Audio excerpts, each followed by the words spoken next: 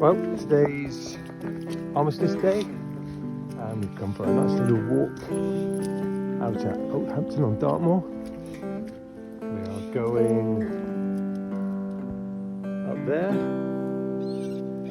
and beautiful little walk, followed by a steep climb. Should be fun.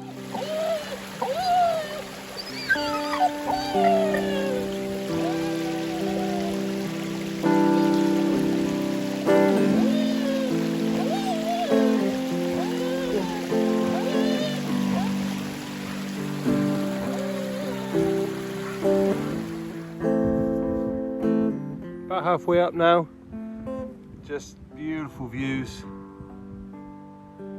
Fantastic day, cold but no wind. And we are getting quite steep now, and you can just about see the top of the cross there.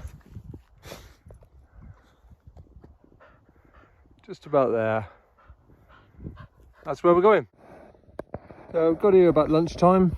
So it's pretty busy over at the main event, which is Dartmoor there with Widgery Cross on it. So we're just going to head up here and then take a slow trot back once all the people have gone for their Sunday roast. Two toys that look like they've been built there. It's the amazing thing about this geology, it's so beautifully structured.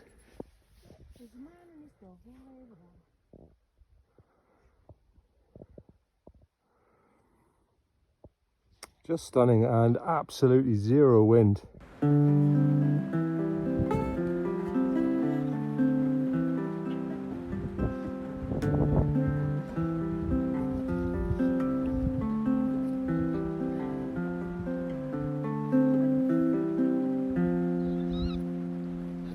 So this is probably the head of a river somewhere. Probably turns out to be a river much later on. And that's heading over now towards Dartmoor with William Widgery's cross on the top of it. So we'll be heading there now. It seems to have cleared out. We've just come from over there. William Widgery was a famous painter, landscape watercolour painter, and did some beautiful Dartmoor landscapes. If you Google his work, he's a fantastic painter, and his son as well, whose name escapes me at the moment, but his son was arguably an even better landscape painter.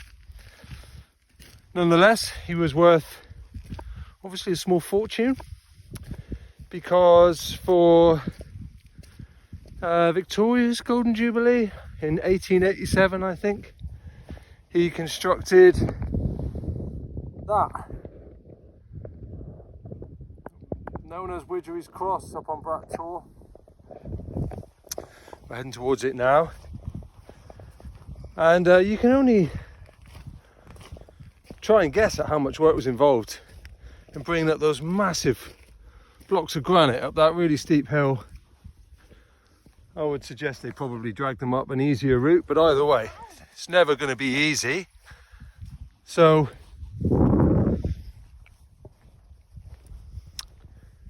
that was constructed, and it's been stood looking over Dartmoor for centuries. What a legacy. So if you could leave a legacy behind, what would it be? And do you care? Because it makes you wonder if a legacy is really just a matter of ego. Or is it just a purpose in life, something to leave behind? Let me know what you think. But certainly this is some sort of a legacy, isn't it? Leaving some excellent artwork behind, and leaving something that arguably will stand for the rest of time in a place that's totally timeless, to commemorate something positive. Depends what your view on royalty is. Let me know in the comments. Try and keep your answers short. So just about there, we got some beautiful colour in the sky. As predicted, the traffic has died down. We're hopefully going for that lunch, but we're only talking about midday here at the minute. And we've got some, or 1:30, I've been informed by our timekeeper, that the sky's looking amazing, considering it's not really the best time of day for colourful skies. But here we are, just approaching Ridgery's Cross. Beautiful texture, especially if you like photography. Lovely textures of the rocks. Let's get up there. So there it is. We stood right up on top of that tour now. It's picked up a bit more chilly here. I've had to wrap my microphone, hopefully you can hear. And in a minute we'll be heading down to the bottom here, heading down to a little stream, and there's a very poignant reminder, especially today, very poignant reminder of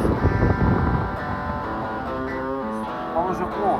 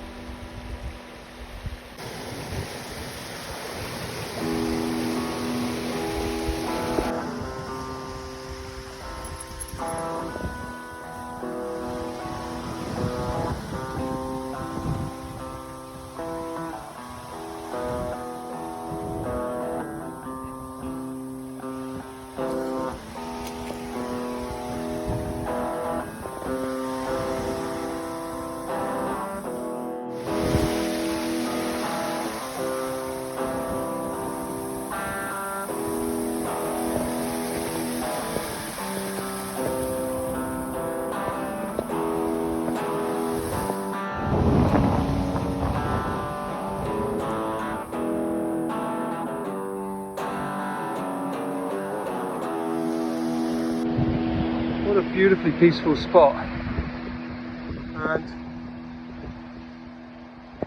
apparently Nigel Duncan Ratcliffe Hunter, that's a powerful name, apparently came back from the war to visit his parents and strolled here before going back to war, and then dying at the age of 23. Done a little bit of research about it. To a man, everybody said he was brave, courageous, great man, great inspiration. And yet he had the soul to write a poem like this. You can only imagine the contrast between this place and the Western Front, where he had died attacking a machine gun encampment, apparently, emplacement.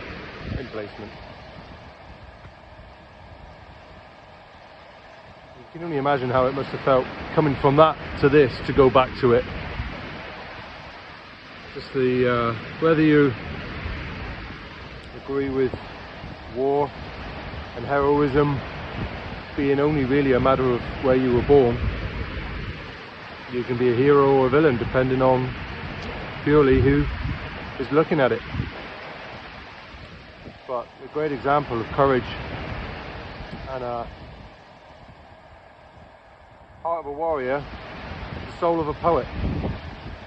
So inspirational stuff. And what a great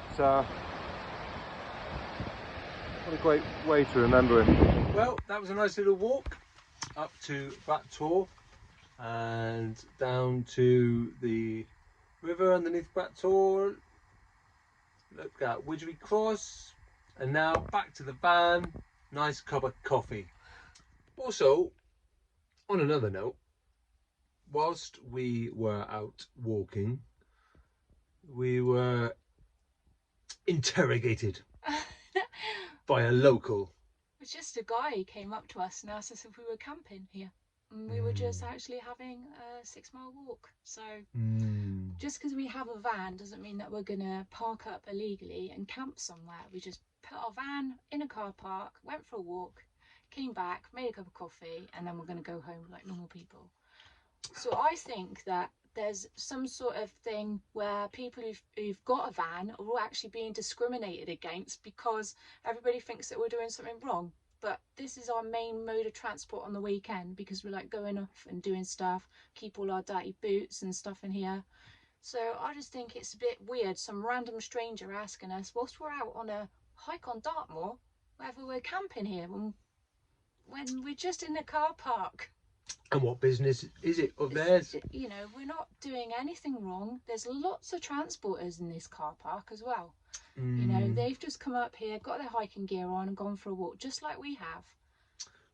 Don't drive the wedge between everybody. We don't need it. We should be sticking together, people, not getting divided and angry at each other. If I had a flask of tea in a car, would I be asked if I was staying here at night? So because I'm having a cup of coffee in a camper, I must be doing something wrong. That's my opinion. World's gone mad.